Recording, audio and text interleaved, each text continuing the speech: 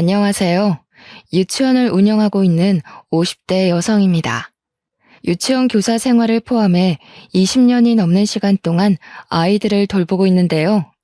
여전히 달라지지 않는 한 가지는 아이들을 돌보는 것이 정말 힘들다는 사실이에요. 하지만 그럼에도 제가 계속해서 유치원을 운영하는 것은 티 없이 맑은 아이들의 미소 때문이랍니다. 과거 가장 믿었던 사람에게 배신당한 슬픔으로 힘들어하고 있을 때 아이들의 맑은 웃음은 큰 힘이 되어 주었고요. 아마 아이들의 미소가 아니었다면 지금까지도 배신당한 과거에 사로잡혀 이렇게 사연을 보낼 용기도 내지 못했을 거예요.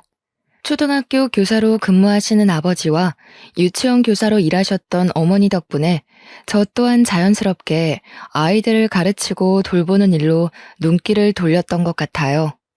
부모님께서도 유아교육과에 가는 것을 적극적으로 찬성하셨고요. 솔직히 결혼을 하고 아이를 낳고도 복귀해 일할 수 있는 직업은 그리 많지 않잖아요. 그래서 더 유아교육과를 가고 싶었던 것 같습니다. 유치원 교사가 되면 적어도 경력이 단절될 일은 없을 테니까요. 한 번도 휴학하지 않는 저는 졸업을 한 후 바로 유치원 교사로 취업을 하게 되었는데요. 비슷한 시기 유치원에 취업한 동기들이 말하길 유치원 교사로 일하면서 제일 힘든 것은 제멋대로 행동하는 아이와 대소변을 가리지 못하는 아이라고 하더라고요. 동기들의 푸념은 저 또한 충분히 이해가 갔습니다. 아직 20대밖에 되지 않는 친구들이 자기 자식도 아닌 남의 집 아이들의 대소변 가리는 것을 가르쳐주는 것은 쉽지 않은 일이잖아요. 하지만 저에게 가장 힘든 것은 유난을 피우는 학부모도 말을 듣지 않는 아이들도 아닌 바로 유치원 원장이었네요. 제멋대로의 원장에 비하면 그런 것들은 식은죽 먹기처럼 쉬운 일이었어요. 예민하고 자기중심적인 원장은 자기 기분에 따라 행동하는 일이 많았거든요.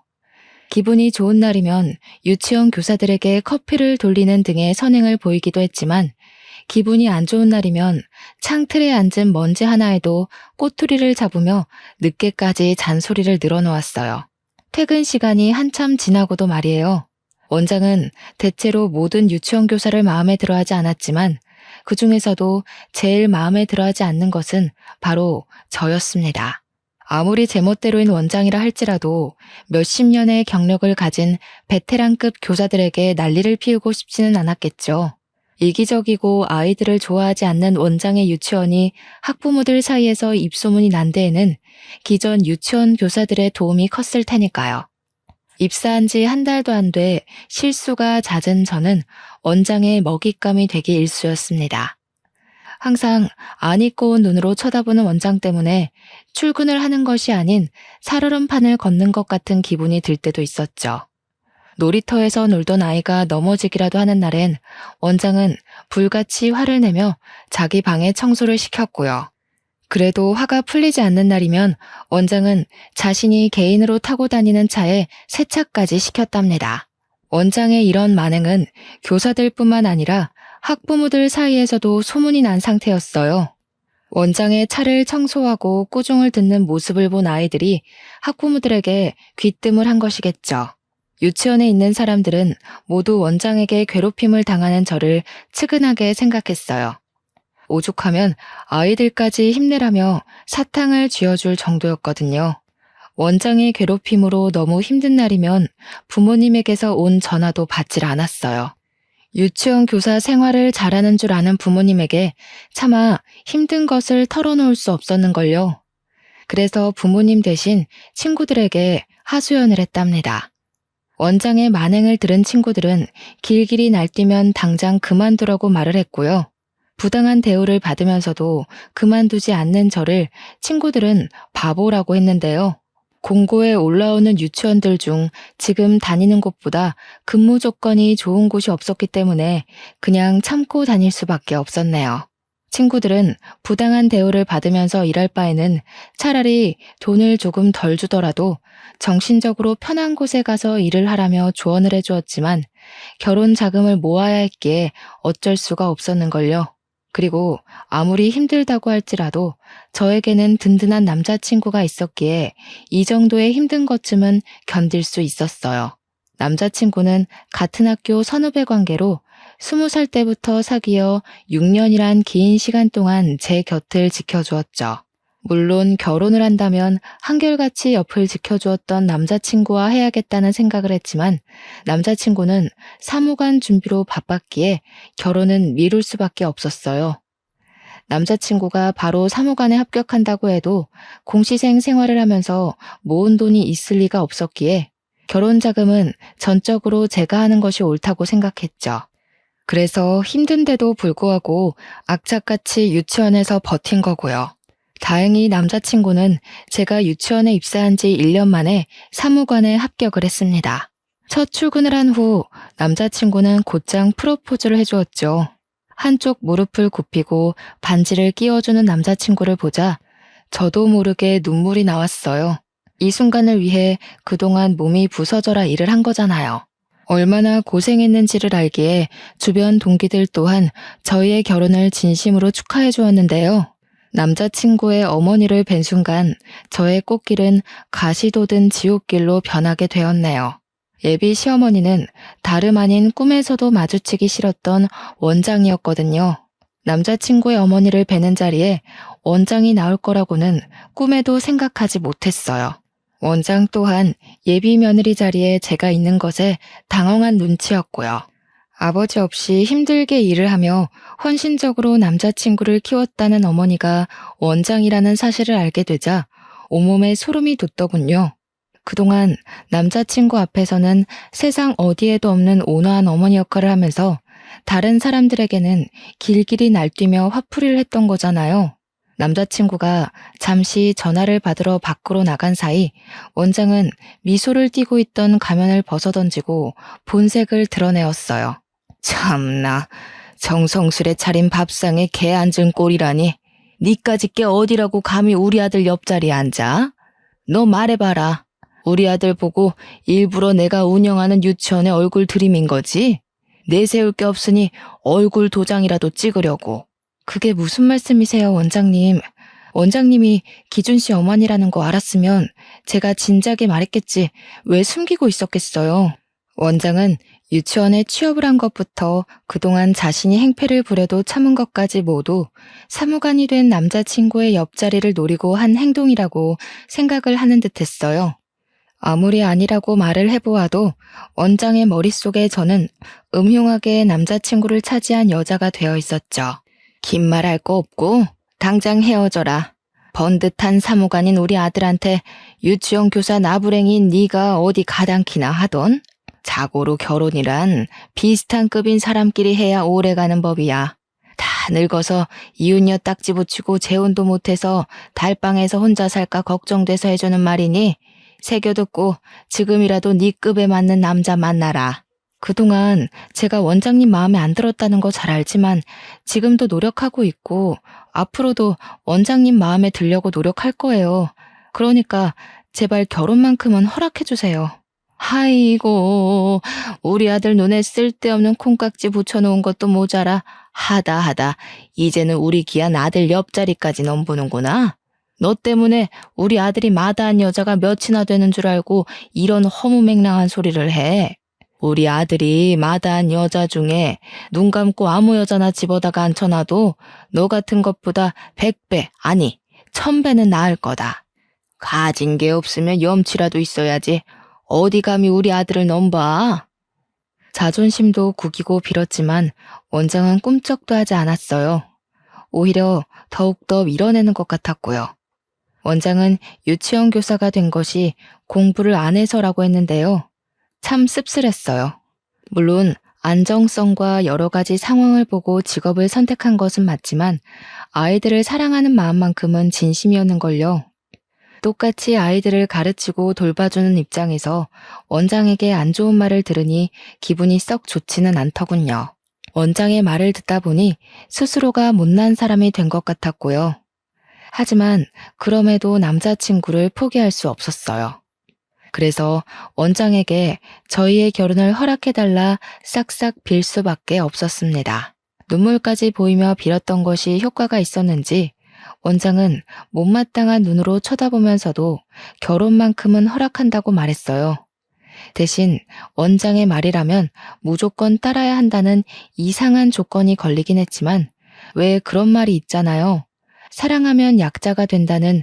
남들이 보기에는 저를 바보같이 봤을 수도 있어요. 남자친구에게 말을 해서 합의를 봐도 되는 일이니까요. 생각해보면 겁이 났던 것 같습니다. 아버지도 없이 혼자서 자신을 길러준 어머니에게 남자친구는 깊은 애정을 가지고 있었거든요. 물론 남자친구의 사랑이 깊기는 했지만 그럼에도 어머니에 대한 사랑을 이길 수 있는 것은 아니니까요. 우여곡절 끝에 결혼을 한 후 저희 부부는 유치원과 가까운 곳에 구축 아파트에 신혼집을 마련하게 되었답니다. 아파트의 전세금은 전부 제가 모은 돈으로 해결을 했는데요. 남편은 그게 퍽 미안했는지 월급의 70%를 건네주더군요. 그동안 뒷바라지 하느라 고생했으니 앞으로 자신이 호강시켜주겠다면서요. 물론 부잣집처럼 호화로운 생활을 할 수 있는 정도의 돈은 아니었지만 그럼에도 행복했네요. 아무리 사랑하는 사이라고 해도 월급의 대부분을 넘겨주는 것이 쉬운 일은 아니잖아요. 결혼 후 남편은 유치원 교사 일을 쉬길 원했습니다. 유치원 교사 생활을 하면서 힘들어한 것을 제일 옆에서 지켜봤으니 그럴 만도 했죠. 저 또한 기회만 된다면 퇴사는 아니더라도 잠시 일을 쉬면서 한숨을 돌리고 싶었어요. 그렇지만 그러기 위해서는 시어머니라는 큰 산을 넘어야 했기에 잠시 쉬고 싶다는 이야기를 쉽게 꺼내지 못했네요. 결혼 후 행복하지 않은 점을 꼽으라고 하면 그건 바로 퇴근하면 신경 쓰지 않아도 될 원장님이 시어머니가 되었다는 점이었어요. 신혼여행에서 돌아오자 시어머니께서는 작정을 하신 듯 여기저기 끌고 다니며 부려먹기 시작했는걸요. 다른 동료분들이라도 있으면 좋으련만 짜고 친 것처럼 모두 개인적인 사정으로 자리에 안 계셨기에 어쩔 수 없이 시어머니의 질타를 그대로 받아야 했습니다. 물론 동료분들의 빈자리를 임시교사 선생님들께서 메꾸어 주시긴 했지만 초보이신 분들에게 아이들의 케어를 전적으로 맡길 수 없었기에 몸은 2배로 바쁠 수밖에 없었죠. 그렇게 몸이 부서지는 줄도 모르게 시간은 흘러가고 잠시 쉬고 있을 때였어요. 밀려있던 답장들을 하며 앉아있던 차 시어머니께서는 자신의 방으로 저를 부르셨습니다. 방으로 가니 시어머니께서는 뜻밖의 이야기를 꺼내시더군요. 집안이며 학벌이며 잘난 게 없으면 빨리 애라도 낳아서 우리 아들 대일 생각을 해야지. 다른 교사들 복귀하는 대로 사표 내고 애부터 가질 생각해라. 네? 그럼 그만두고 가정주부를 하라는 말씀이세요? 당황스러웠습니다. 시어머니라면 당연히 맞벌이를 하라고 말씀하실 줄 알았거든요. 쉬지도 않고 맞벌이를 하라는 말을 들어도 서러울 테지만 아무런 언질도 없이 일을 그만두라니 이건 이거대로 서운하더라고요. 아무리 아이가 중요하다고 해도 그만두고 나면 그동안 쌓았던 경력이 모두 없어지는 거잖아요. 그래서 시어머니에게 차분히 저희 부부의 생각을 말씀드렸죠. 물론 언젠가 아이를 갖긴 할 테지만 지금은 신혼생활을 즐기고 싶다고요. 예, 너는 지금 드라마 찍니? 너희 나이가 몇인데 신혼생활이야. 당장 애 가질 생각부터 해야지. 임신하려면 여자 나이가 얼마나 중요한데. 지금 너처럼 신혼생활 즐기겠다고 애 계획 미루다 자연 임신 불가 판정받고 시험관이며 인공수정이며 하려고 병원 오가는 부부 보는 게 어디 한두 번이었는지 아니? 자고로 1살이라도 어릴 때 임신을 해야 애 머리가 좋은 법이야. 군말하지 말고 당장 이번 연도에 임신할 계획부터 세워라. 아이 문제는 혼자서 결정할 수 있는 일이 아닌 것 같아서요. 남편하고 상의하고 다시 말씀드릴게요. 화장실 들어갈 때랑 나올 때 마음이 천지 차이라더니 지금 네가 딱 그 짝이구나. 간이고 쓸개고 내줄 것처럼 구는 게 하도 딱해서 사람 인생 구하는 셈 치고 우리 아들이랑 결혼시켜줬더니 어디 지금 와서 딴소리야? 이제 지장도 찍어서 심히 말은 들을 필요도 없다 뭐 그런 거냐? 그런 게 아니라요, 어머니. 아직 결혼한 지 한 달도 안 돼서 아이 먼저 말씀하시니 당황스러워서 그랬어요. 그런 뜻으로 말씀드린 건 아닌데 불쾌하셨다면 죄송해요. 이해해 보려고 했지만 솔직히 시어머니의 행동을 이해할 수는 없었어요. 물론 저희 부부 둘 다 아이를 좋아하긴 했지만 결혼한 지 한 달도 안 된 신혼부부에게 직장도 포기하고 아이부터 가지라고 하다뇨. 다짜고짜 2세 계획을 강요하는 시어머니의 모습은 이해는 물론 받아들일 수도 없었습니다. 그래서 남편에게 조심스레 시어머니와 있던 일을 말하게 된 것이고요. 제 말을 듣자 남편은 시어머니가 왜 그러는지 설명을 해주었어요. 알고 보니 일찍 돌아가신 시아버지에게는 3명의 형제분이 있었는데요. 놀랍게도 3분 모두 어떻게든 자식을 보려 했었지만 자식을 보지 못하셨다고 해요. 시아버지 또한 자식을 보기 위해 40이 넘은 나이에 간신히 남편을 보게 된 것이었고요. 집안 내력을 알고 있는 시어머니께서는 집안의 대가 끊길까 걱정하신 것이었죠. 남편의 이야기를 듣고 보니 시어머니께서 왜 그렇게 아이에 대해 집착을 하게 되었는지 이해가 갔어요. 그렇지만 시어머니의 행동을 이해한다고 해서 바로 아이를 가질 계획을 세우는 것은 아니었어요. 저희 부부 둘 다 아직은 20대였기에 아이를 가져야 된다는 의무감보다는 인생에 다시는 없을 신혼생활을 단둘이서 즐기고 싶었거든요.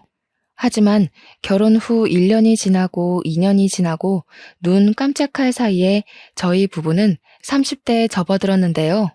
30대에 접어들어 주변에서 아이들의 돌잔치와 출산 선물을 보내고 나니 서서히 불안감을 느끼게 되더군요.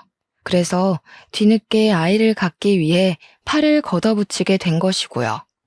술을 좋아하는 남편은 2세 계획을 세운 후부터 금주를 했고 자전거 타기 같은 격한 운동을 좋아하는 저는 요가를 하며 2세를 가지기 위해 노력을 했죠. 아이를 갖기 위해 열심히 노력하긴 했지만 어찌된 영문인지 아이는 저희 부부에게 찾아오지 않았습니다. 1살이라도 어릴 때였다면 언젠가는 생기겠지라 편하게 마음을 먹었을 테지만 나이가 나인지라 병원을 찾아가게 되었죠. 저희 부부는 인공수정을 하기 위해 몇 가지 검사를 진행했는데요. 아무 이상이 없는 저와 다르게 남편은 불임 판정을 받고 말았죠. 검사 결과를 받은 후 저희 부부는 며칠간 대화도 단절한 채 충격에 빠져 있었어요. 그리고 며칠 후 시어머니에게는 비밀로 하자면서 남편이 먼저 이야기를 꺼내더군요. 자신을 쏙 빼닮은 아이를 가지고 싶어 하던 남편의 바람과 대를 이어가는 걸 누구보다 중요하게 생각하는 시어머니의 집착 모두를 알기에 그저 남편의 뜻을 따를 수밖에 없었네요. 괜찮은 척하기는 했지만 남편이 밤마다 베개를 적시며 힘들어하는 것을 알았기에 조용히 남편의 등을 두드려줄 수밖에 없었습니다. 그런데 착잡한 마음으로 출근한 다음 날 시어머니는 대뜸 이혼 신고서를 내밀며 남편과 당장 헤어지라는 말을 하더군요. 뭔가 오해를 하시는 시어머니에게 변명을 하려고 했지만 시어머니는 그럴 틈도 주지 않으셨습니다. 못된 것, 불임인 걸 속이고 우리 아들하고 결혼을 해? 눈에 차지도 않는 걸 억지로 참으면서 결혼까지 시켜줬더니 네가 이런 식으로 내 뒤통수를 치는구나. 이래서 집안에 사람이 잘 들어와야 된다고 하는 건데. 시어머니는 남편이 아닌 제가 불임이라고 생각하는 모양이었어요. 시어머니가 왜 그렇게 확신하는지는 말하지 않아도 딱 알 수 있었습니다. 빨리 아이를 갖기 바라는 시어머니의 극성을 견디지 못한 남편이 제가 불임이라고 둘러댄 것이 분명했거든요. 책상 위에 온갖 물건을 던지는 시어머니의 폭력적인 행동 앞에서 한숨부터 나오더군요. 아무리 아니라고 해도 시어머니가 그 말을 믿을 리가 없잖아요. 그래서 변명을 하는 것이 아닌 그저 가만히 있을 수밖에 없었는데요. 시어머니는 그게 더 마음에 들지 않는지 길길이 날뛰며 화를 내셨습니다. 애도 못 낳는 주제에 날고기는 여자들 다 제치고 부뚜막에 올라가서 죽까지 써? 나는 귀한 우리 아들 옆에 알맹이도 없는 빈 상자가 떡하니 자리 차지하고 있는 꼴 못 본다. 아무리 우리 아들이 탐나도 그렇지 불임인 주제에 손귀한 집에 며느리로 들어오다니 네가 제정신이냐? 긴 말할 거 없고 당장 이혼부터 해라. 이혼하라는 말을 끝으로 저는 원장실에서 쫓겨나듯이 나오게 되었어요. 너무나 갑작스럽게 이루어진 일에 문 앞에 서 있자 문득 그런 생각이 들더라고요. 남편이 너무하다는 생각 말이에요. 아무리 자신이 불임인 것을 시어머니에게 들키기 싫어도 그렇지 가뜩이나 미움받고 있는 아내에게 자신이 불임인 것을 뒤집어 씌우다뇨. 이해해보려고 했지만 남편의 행동은 도저히 이해가 되지 않았는걸요. 그래서 퇴근 후 집에 들어온 남편에게 따지게 되었어요. 당신 진짜 너무하다. 아무리 자기 불임인 거 말하기 싫다고 해도 그렇지. 어떻게 몸 멀쩡한 부인한테 불임이라고 뒤집어 씌울 수가 있어. 가뜩이나 어머님 나 안 좋게 보시는데 불임이라는 말까지 하면 이혼밖에 더 하겠어? 오늘 어머니가 그러시더라. 송기한 집에 알맹이도 없는 빈 상자 들어앉아 있는 꼴 못 본다고 당신이랑 이혼하래. 미안해. 어머니가 당신한테 그렇게까지 뭐라 할 거라는 생각도 못 했는데 내 불찰이야. 근데 당신도 알잖아. 우리 엄마가 손주를 얼마나 원하는지. 엄마가 우시면서 하루빨리 손주 얼굴 보여달라고 하시는데 차마 입이 안 떨어지더라. 나 불임인 거 알면 우리 엄마 쓰러질 게 뻔하잖아. 그럼 나한테 먼저 말을 했으면 됐잖아. 혼자서 끙끙 앓다가 어머님한테 거짓말이나 하고. 당신 마음은 충분히 알지만 이대로 가다간 졸지에 잘 살고 있는 우리 둘 이혼하게 생겼어. 내 생각이 짧았던 것 같아. 아무리 입이 안 떨어져도 당신까지 끼어들겠으면 안 됐는데. 엄마한테는 내가 잘 말할 테니까 당신은 조금만 기다려줘. 당신한테 절대 피해 안 가도록 내가 엄마한테 잘 말해놓을게. 시어머니에게 온갖 치욕스러운 말을 들었을 때만 하더라도 남편에게 따지고 싶었지만 막상 남편의 풀죽은 모습을 보니 그렇게 못하겠더군요. 가장 현실을 받아들이지 못하는 당사자 또한 남편일 테니까요. 그래서 한동안 시어머니에게 남편이 불임인 것을 숨기기로 했답니다. 부부의 치부까지 눈 감아주는 것이 진정한 사랑이라고 생각했거든요. 남편은 시어머니를 찾아가 저를 괴롭히지 말라고 신신당부를 한 모양이었지만 그럴수록 시어머니의 행패는 더 심해졌습니다. 요망한 것이 자신의 아들을 홀려서 대를 끊어놓는다며 입에 담지도 못할 말을 하면서요. 그렇게 시어머니의 행패로 심신이 지쳐갈 때쯤 유치원에서는 새로운 아기가 들어오게 되었어요. 아이는 동네에서 폐지 줍기로 유명한 할아버지의 손주였죠. 딱 보기에도 경제적으로 부족해 보이는 아이가 저희 유치원에 입학하다니 처음에는 의문이 들었어요. 저희 유치원은 소수 정원만 받는 사립 유치원이다 보니 다달이 내는 돈이 만만치 않았거든요. 아이는 세탁이 잘 되지 않은 옷을 일주일 내내 입는 것은 물론이거니와 식사 예절 또한 전혀 배우지 못해 수저가 아닌 손으로 밥을 집어먹기 일쑤였는데요. 아이의 상태가 이렇다 보니 다른 유치원 아이들은 점점 그 아이를 피하더군요. 앞에서는 모두들 친하게 지내라 말을 하기는 했지만 선생인 저희들이 보기에도 부족한데 다른 유치원 아이들은 오죽할까라는 생각도 들었죠. 이쯤 되니 남들의 이목을 가장 중요하게 생각하는 시어머니가 무슨 생각으로 아이를 입학시켰는지 의문이 들었어요. 그래서 시어머니에게 욕을 먹을 각오를 하고 물어보게 된 것이고요. 말을 들어보니 시어머니는 아이의 할아버지에게 평소 받는 비용의 2배 이상을 받고 있었습니다. 시어머니의 만행을 알고 나니 소름이 돋더군요. 시어머니가 돈에 눈이 먼 것은 알았지만 경제적으로 부족한 분들의 주머니를 감당할 정도로 악질인 줄은 몰랐으니까요. 그래서 결심하게 되었죠. 교사의 도리로 아이가 유치원에 다닐 동안만이라도 사랑과 존중으로 아이를 가르쳐야겠다고요. 제일 먼저 한 것은 한글을 가르쳐주는 것이었어요. 6살인데도 불구하고 한글을 쓰지 못한다는 것은 있을 수 없는 일이잖아요. 그래서 아이의 할아버지에게 양해를 구하고 아이에게 한글을 가르쳐주게 되었는데요. 아이는 가르쳐주면 가르쳐주는 대로 쑥쑥 흡수를 하는 스펀지 같았습니다. 가르치는 입장에서 아이는 참 탐나는 인재였어요. 2달 전까지만 해도 한글에 한 글자도 못 쓰던 아이가 받아쓰기에 100점을 받을 정도로 발전을 한다는 것은 선생의 노력과는 별개로 아이의 학습 능력이 뛰어나지 않으면 절대로 불가능한 일인 거잖아요. 그 후 아이에게 한글뿐만 아니라 기본적인 예절까지 같이 가르쳤는데요. 아이의 노력과 저의 정성이 통해서인지 아이는 다른 유치원 아이들과 잘 어울렸습니다. 그 모습을 보니 참 흡족했죠. 하지만 그것도 잠시 노쇠해 가는 할아버지의 모습을 보자 아이가 걱정되더군요. 아이에게는 할아버지 이외에 그 어떤 일가 친척도 안 계셨거든요. 그래서 휴대폰 번호를 알려주며 무슨 일이 있을 시 꼭 전화해달라고 말을 하게 된 것이고요. 그리고 아이에게 번호를 준 지 딱 한 달째 되던 날 우려하고 있던 일이 일어나고 말았습니다. 늦은 주말 저녁을 먹고 일찍 잠자리에 들려고 할 때 모르는 번호로 전화가 걸려왔죠. 전화를 건 상대는 바로 아이였어요.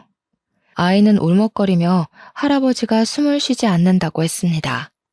너무 놀라 옷도 제대로 챙겨 입지 못한 채 아이에게 달려갔는데요. 아이의 할아버지는 이미 눈을 감으신 상태였고 저는 아이를 대신해 상황을 수습하기 시작했죠. 일가 친척들도 없는 할아버지의 장례식은 참 초라하게 끝이 났어요. 이쯤 되니 할아버지가 어떻게 그 비싼 돈을 주고 아이를 유치원에 입학시켰을지 의문이었습니다. 기초수급자였던 할아버지에게 갑자기 큰 돈이 생겼을 리가 만무한 거잖아요. 장례식이 끝난 후 아이는 한참 동안 울기만 했어요. 원칙대로라면 가족이 없는 아이를 고아원에 맡기는 것이 맞았지만 차마 그렇게 할 수 없었네요. 아직 가족의 보살핌이 필요한 아이가 고아원에 가 고생할 생각을 하니 눈물이 앞을 가려는걸요. 그래서 일단 집으로 데려가기로 했습니다. 이미 남편에게는 전후 사정을 다 말한 상태였기에 남편 또한 아이를 따뜻하게 맞이해 주었고요. 꼬질꼬질한 아이를 씻기고 요리를 해주자 아이는 눈물을 뚝뚝 흘리더군요. 제가 자신의 엄마였으면 참 좋겠다면서요. 그 말을 듣는데 가슴이 너무나 아려왔습니다. 머리로는 아이를 고아원에 보내야 한다는 것을 알고 있었지만 마음만은 차마 아이를 떠나보내지 못하겠더라고요.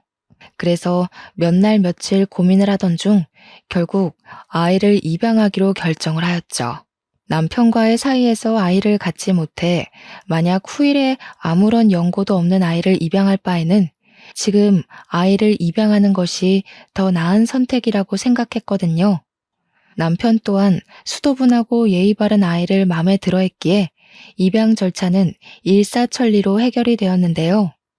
문제는 역시나 시어머니였네요. 남편이 입양 사실을 털어놓은 당일부터 집을 찾아온 시어머니는 당장 아이를 고아원에 갖다 놓으라며 윽박을 지르셨습니다. 네가 기어코 이를 치는구나. 어디 감히 손귀한 우리 집안에 팬티 하나도 살 돈이 없던 거지 새끼를 입양해와. 멀쩡한 우리 아들이 왜 너같이 하자 있는 것 건사해서 사는 것도 모자라 저런 버러지 같은 자식까지 먹여 살려야 하는 거냐? 어디 뚫린 입으로 말이라도 해봐. 애 입양한 거는 이 사람 뜻이기도 하지만 제 뜻이기도 해요. 오갈 데 없는 불쌍한 애 하나 살리겠다고 입양한 게 나쁜 건 아니잖아요. 엄마도 아이들 키우고 가르치는 공직자시면서 왜 저희 뜻은 이해를 못 해주시는 거예요? 그리고 저번에도 말씀드렸지만 저희는 애 없이 이대로 살아도 충분히 행복하니까 더 이상 아이 문제로 저나 이 사람 스트레스 받게 하는 일 없으셨으면 좋겠어요.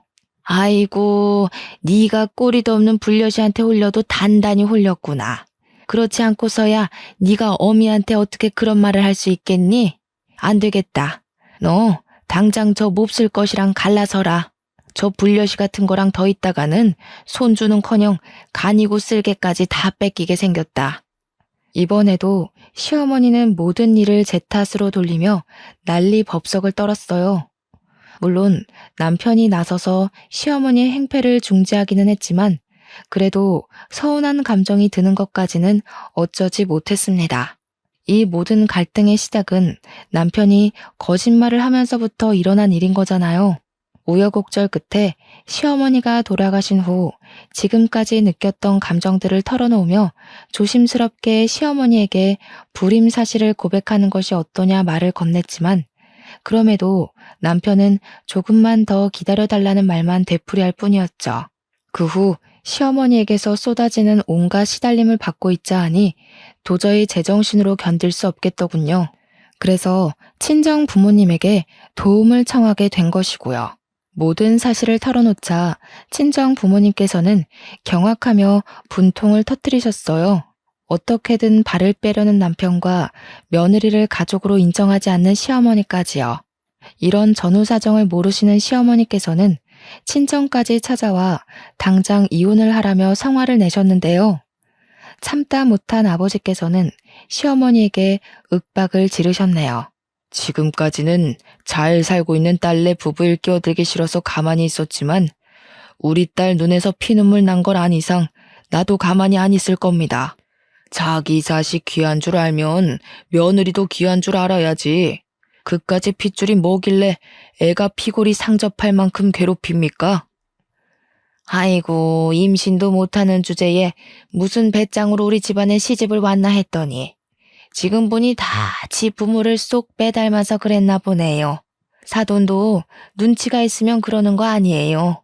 시집간 딸이 애도 못 낳는 빈 껍데기인 걸 아셨으면 화를 내실 게 아니라 바닥에 바싹 붙어서 잘못을 빌었어야죠.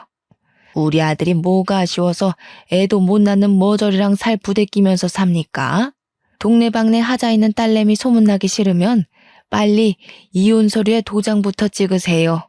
예, 나도 우리 딸 고생하면서 사는 꼴 더 이상은 못 보니 이혼시킬 겁니다.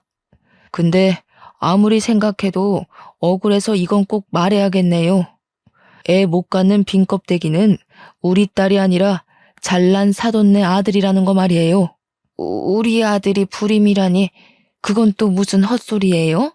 지금 이혼하기 싫어서 멀쩡한 우리 아들 헐뜯어서 깎아내리려는 속셈인가 본데 괜한 헛꿈 꾸지 말고 애도 못 갖는 딸 이혼시킬 준비나 하세요. 당신 아들이 문제 있는 걸 가지고 왜 우리 딸한테 다 뒤집어 씌웁니까? 못 믿겠으면 사돈이 당장 전화해서 확인이라도 해보시던가요. 처음에는 안 믿는 눈치였지만 아버지께서 강하게 나오시니 시어머니께서는 반신반의하는 심정으로 남편에게 전화를 걸었어요. 그리고 남편이 불임이라는 말을 듣는 순간 시어머니께서는 충격으로 그만 자리에서 쓰러지셨고요. 결국 시어머니는 구급차를 타고 병원 응급실에 실려가게 되었어요. 남편에게 연락을 하니 바로 응급실에 오게 되었는데요. 아버지께서 시어머니에게 불임 사실을 알린 것을 듣게 되자 불같이 화를 내더군요. 전혀 예상하지 못했던 일이었습니다. 아무리 화가 났다고 해도 할 말이 있고 안 할 말이 있지. 장인어른이 그렇게 말할 동안 당신은 옆에서 보고만 있었어? 내가 그렇게 기다려달라고 했는데 고작 우리 엄마가 뭐라고 한 것 가지고 남 치부나 까발리고, 내가 우리 엄마 쓰러지는 거 보려고 당신이랑 결혼한 줄 알아? 남편의 말을 듣는데 왈칵 눈물부터 쏟아졌어요. 그동안 남편의 불임 사실을 숨기기 위해 시어머니에게 듣지 않아도 될 모욕과 멸시까지 당하며 꾹 참았는데 이런 식으로 나오다뇨. 제가 한 수많은 희생은 모른 척한 채 이기적으로 나오는 남편의 태도는 서운하다 못해 실망스럽기까지 했습니다. 불임 소동이 있는 후 남편과의 사이는 급속도로 안 좋아져 각방을 쓰는 지경까지 이르게 되었어요. 그리고 각방을 쓴 지 1년도 안 돼 남편은 이혼을 요구해 왔고요. 일이 어찌되었던 남편과 이혼하기 싫었기에 어떻게 해서든 남편의 마음을 돌려보려고 애를 쓰게 되었습니다. 다시 한 침대를 써보려고 하고 둘만의 시간을 보내며 서로에 대한 이야기를 나누면서요. 하지만 남편은 같은 방을 쓰려고 하지도 자신의 속내를 털어놓으려고도 하지 않았어요. 돌보다 더 딱딱하게 변한 남편을 보며 어쩔 수 없이 이혼을 받아들이게 되었고요. 서로에 대해 원하는 것이 없었기에 이혼은 빠르고 간결하게 이루어졌어요. 하나 걸리는 게 있다면 입양하게 된 아들이었지만 남편은 아들에 대한 애정을 보이지 않았기에 아들의 양육권 또한 금세 포기를 했죠. 영원할 것만 같았던 남편과의 결혼 생활은 그렇게 종지부를 찍게 되었습니다. 이혼을 마무리한 후 법원을 걸어 나오자 그 앞에는 시어머니가 떡하니 버티고 서 있었어요. 남편은 시어머니에게 차로 돌아갈 것을 권했지만 어찌된 영문인지 시어머니는 따로 할 말이 있다며 남편에게 먼저 차로 돌아가 있으라고 하더군요. 남편이 주차장으로 사라지고 단둘이 남게 되자 시어머니는 가방에서 한 장의 사진을 꺼내 건네주셨는데요. 그 사진은 놀랍게도 초음파 사진이었어요. 깜짝 놀라자 시어머니는 못마땅하다는 듯이 혀를 찼습니다. 불임은 무슨, 네가 직접 봐라. 우리 아들이 불임인가. 다 성에 안 차는 거지 며느리라고 들어와서 노한 조상님이 애가 못 들어서게 막은 거지. 차라리 이렇게 된 게 잘 된 일이지. 부모가 숟가락을 잘 물어야 태어난 애도 부모한테 받은 수저로 밥을 잘 받아먹는 건데. 은수저는커녕 수저 하나 제대로 없는 네 배에서 애라도 덜컥 들어서 봐라.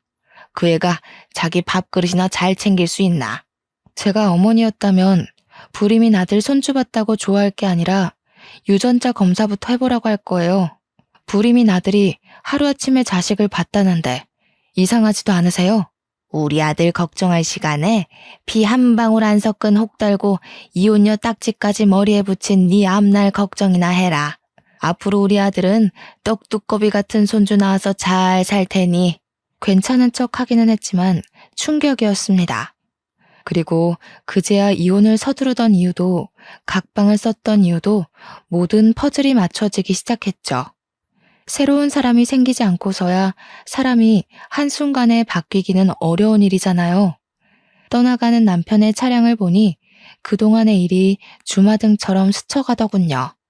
남편의 불임 사실을 숨겨주기 위해 시어머니에게 핍박을 받았던 것부터 남편의 이기심에 질려 각방을 한 순간까지요.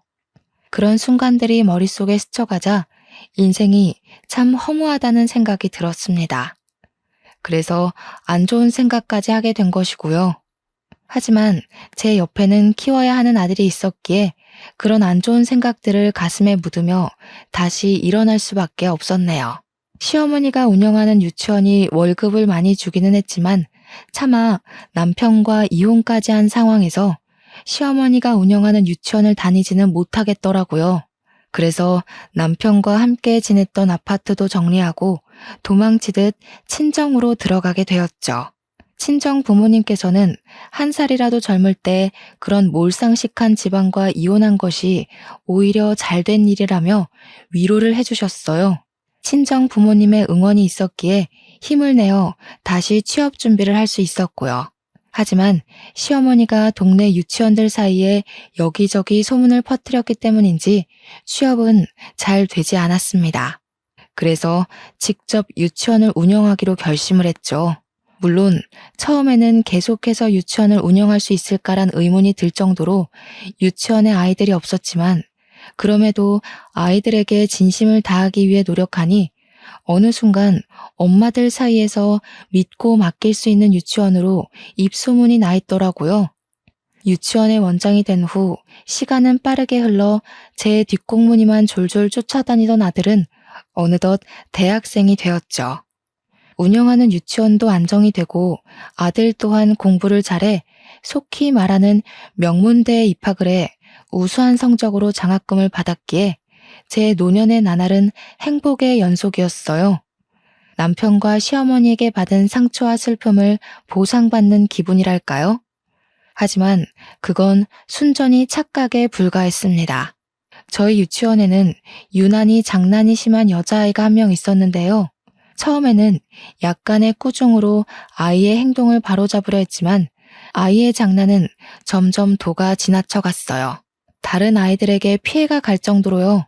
다른 학부모들의 언성이 높아져 하는 수 없이 아이의 엄마에게 전화를 걸게 되었죠.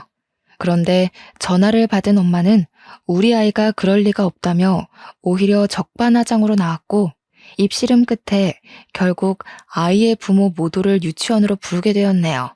그런데 아이의 아빠를 보는 순간 할 말을 잃고 말았습니다. 아이의 아빠는 다름 아닌 전 남편이었거든요. 전 남편 또한 많이 놀란 듯 입을 벌긋거리더니 아이의 엄마를 먼저 보낸 후 따로 이야기할 것을 권했어요.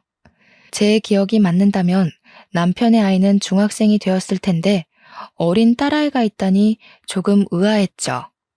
의아해하는 표정을 읽었는지 남편은 숨겨졌던 이야기를 털어놓기 시작했어요. 첫째를 낳은 후 아내가 둘째까지 임신을 하자 남편은 먼저 유전자 검사를 했다고 해요. 유전자 검사에서 모두 친자 확인이 된 후에는 다시 병원에 검사를 해봤고요. 놀랍게도 다시 한 검사에서 남편은 불임이 아닌 것으로 판명이 났다더군요. 모든 것이 다 병원의 불찰이었던 것이었습니다. 모든 사실을 털어놓은 남편은 미안하다며 사과를 했는데요. 남편의 사과를 받자 씁쓸해졌어요. 병원의 검사만 아니었다면 지금쯤 전 남편의 옆에 아이를 안고 있는 것이 제가 될 수도 있었던 거잖아요. 끝난 줄 알았던 전 남편과의 재회는 다시금 우울감을 주었어요. 그래서 유치원을 운영한 후 처음으로 쉬어야겠다는 생각을 가지게 된 것이고요. 잠시 유치원 선생들에게 제가 할 일을 떠넘긴 후 제일 먼저 한 것은 이사였습니다. 어차피 아들 또한 대학교 때문에 서울로 올라갔기에 더 이상 혼자서 넓은 집에 살 이유가 없었거든요. 한적한 시골로 이사를 간 후였습니다. 집 정리로 한참 정신없던 차 한 통의 전화가 걸려오더군요. 전 남편의 내연녀였죠. 전화를 받자마자 내연녀는 다짜고짜 상스러운 말을 하며 화를 냈습니다.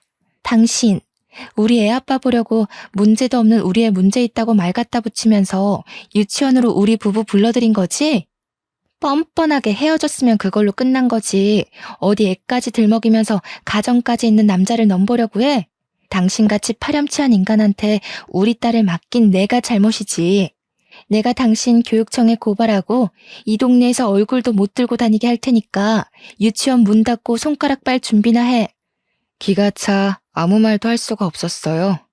끝난 사이도 아니고 갈등에 종점을 찍은 후 이혼을 했는데 아무리 좋았다고 한들 애틋한 감정이 남아있을 리가 없잖아요. 그래서 내연녀에게 차분히 설명을 했죠. 하지만 설명을 듣고 난 후 내연녀는 오히려 다 끝난 본처 행세를 한다며 더욱더 화를 내더군요. 전화가 끊긴 후 작은 소동이라 생각하며 이 일을 그냥 넘기려 했습니다. 내연녀는 생각보다 더 지독하고 악랄한 사람이더군요. 이사한 주소를 어떻게 알아냈는지 내연녀는 제가 사는 곳까지 찾아와 쌍욕을 하며 오히려 저를 내연녀 취급하기까지 했거든요. 남편에게도 이 사실을 알렸지만 애초에 남편은 문제를 나서서 해결하는 사람이 아닌 회피하고 넘어가는 사람이었기에 큰 기대는 하지 않았어요. 남편의 성정을 잘 알았기에 변호사를 구하려 힘썼고요. 다행히 친구의 도움으로 괜찮은 변호사를 구하게 되었는데요. 변호사는 꼼꼼한 일처리로 내연녀에게 접근 금지 명령을 신청하는 것과 더불어 스토커 죄까지 물며 벌금형까지 선고를 했습니다. 변호사의 도움으로 골칫거리였던 내연녀는 떨어져 나갔고요. 내연녀의 일이 끝난 후 몇 번이나 변호사에게 고맙다고 인사를 했죠. 그랬더니 변호사는 이렇게 만난 것도 인연이니 좋은 친구로 지내자며 제안을 했습니다. 처음에는 단순한 이유로 시작한 사이였지만 변호사는 알고 지내면 지낼수록 참 괜찮은 사람이었어요. 친분이 두터워질 때쯤 변호사는 개인적인 이야기를 들려주었죠. 젊은 시절 변호사는 친구와 여행을 가던 중 교통사고를 당하게 되었다고 해요. 졸음운전을 하던 화물차 때문이었는데요. 목숨을 부지한 변호사와 다르게 운전대를 잡고 있던 친구는 안타깝게도 운명을 달리했다더군요. 친구에게는 아내 없이 홀로 키우던 갓난아기가 있었기에 친구를 떠나보낸 후 변호사는 오랫동안 죄책감에 시달려 속죄하는 마음으로 매년 고아원에 기부를 했다고 말을 했습니다. 그래서 저 또한 개인적인 이야기를 털어놓았어요. 이혼 후 홀로 입양한 아들을 키우고 있는 것과 왜 이혼을 했는지 같은 것들 말이에요.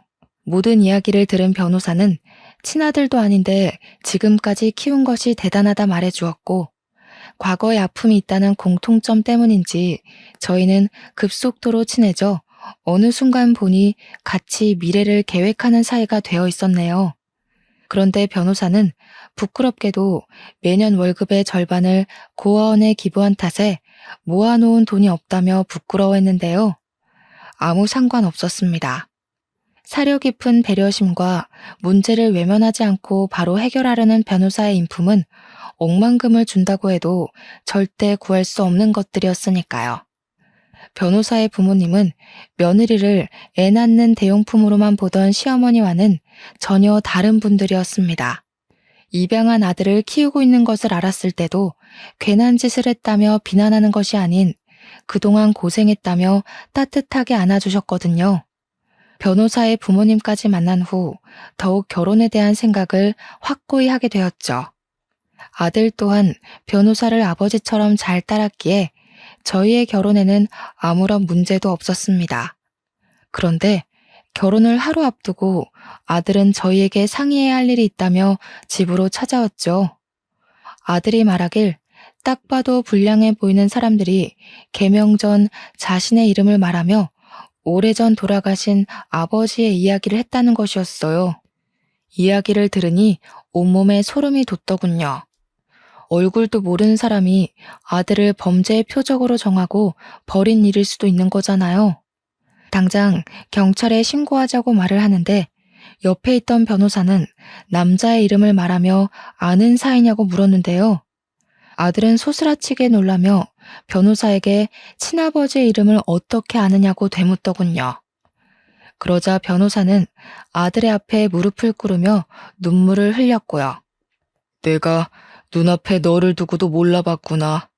그때 네 아빠가 아닌 내가 대신 죽었어야 하는데, 만약 내 얼굴을 본다면 꼭 사과하고 싶었는데 하늘이 드디어 나한테도 용서를 구할 기회를 주나 보구나. 그럼 아빠랑 같이 여행을 갔다던 사람이 아저씨였던 거예요? 네가 보기에 변명같이 들릴지도 모르겠지만 그동안 네 할아버지에게 매달 돈을 드리려고 노력했어. 그게 내가 할 수 있는 유일한 사죄의 길이라고 생각했거든. 변호사의 말을 듣고 보니 아주 오래전 품었던 의문이 풀리기 시작했습니다. 폐지를 주워 팔며 어렵게 생계를 유지하던 할아버지가 아들을 비싼 사립 유치원에 보낼 수 있었던 것은 변호사가 보내온 돈이 있었기에 가능한 일이었죠. 할아버지가 돌아가시고 아들이 제품으로 온 후 변호사는 행방이 묘연해진 아들에게 항상 미안한 마음을 품으며 아들에게 보냈어야 할 돈을 고아원에 보낸 것이고요. 저와 결혼을 앞두고 죽기 전 한 번이라도 아들을 봐야겠다는 일념으로 변호사임에도 불구하고 흥신소의 도움을 받아 아들을 찾아다녔다며 눈물을 훔쳤죠. 모든 사실을 알게 된 저희 가족은 한바탕 눈물을 흘리고 모두 퉁퉁 부은 눈으로 결혼식에 참석을 하게 되었는데요. 후회는 없었습니다. 진정한 가족이 함께하는 미래에는 결혼식보다 더 행복하고 웃을 일이 많다고 생각했으니까요. 결혼식을 올린 후 저는 다시 유치원에 복귀했어요. 한 가지 달라진 점이 있다면 제 옆에는 영원한 인생의 동반자가 생겼다는 것이랄까요? 전에 같이 일하던 유치원 교사에게 듣기로 전 남편은 얼마 전 이혼했다는 소식을 전해주었어요. 이혼 사유는 심각한 내연녀의 의부증이라네요.